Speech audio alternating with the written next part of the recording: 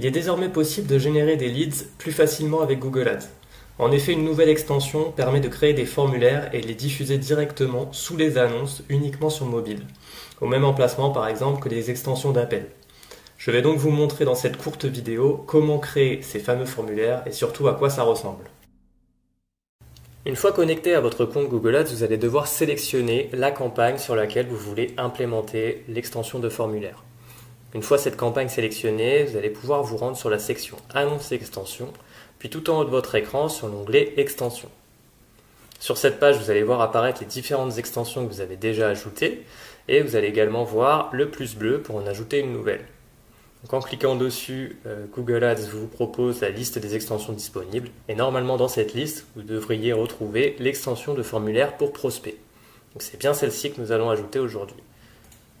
En cliquant dessus, on arrive sur la fenêtre de création. Donc la création de cette extension va se dérouler en 3 étapes. On va déjà créer l'extension en elle-même, celle qui va apparaître sur les smartphones. Puis nous allons créer le formulaire, donc avec les champs qui vous intéressent et le bouton envoyer. Et enfin, nous allons créer une page de remerciement.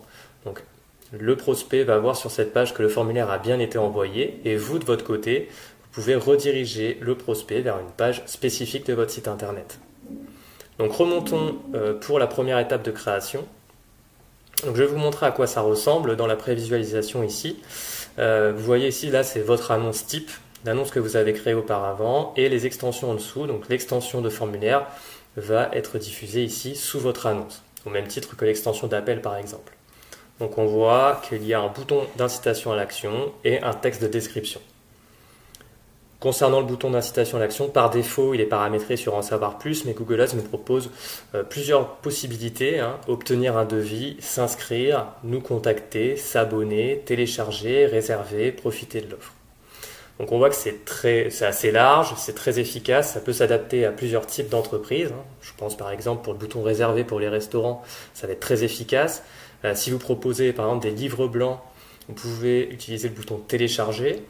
Dans le cas aussi d'une inscription à une newsletter ou à une liste d'emails particulière, le bouton s'abonner ou s'inscrire, c'est très efficace. Plus classique, on a obtenir un devis, nous contacter qui fonctionne toujours. Donc voilà, ça s'adapte à plein d'entreprises et à plein de situations différentes. Donc ici on va rester sur En savoir plus et juste en dessous vous avez un texte de description. Donc pour indiquer au prospect de quoi il s'agit, vous avez 30 caractères.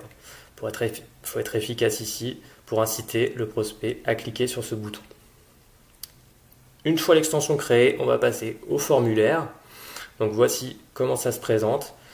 Donc ça c'est une fois que le prospect a cliqué sur le bouton, qui s'est inscrit ou qu'il a téléchargé, etc. Il va tomber sur cette visualisation. Donc vous avez le nom de votre entreprise, un titre de 30 caractères, une description de 200 caractères. Donc là vous pouvez vraiment préciser de quoi il s'agit. Et ensuite, en dessous, vous pouvez sélectionner les champs qui vous intéressent. Donc, on a le nom, on a l'email, on a le numéro de téléphone et le code postal qui vont apparaître ici. Donc, si je les sélectionne tous, ça se présente comme ça.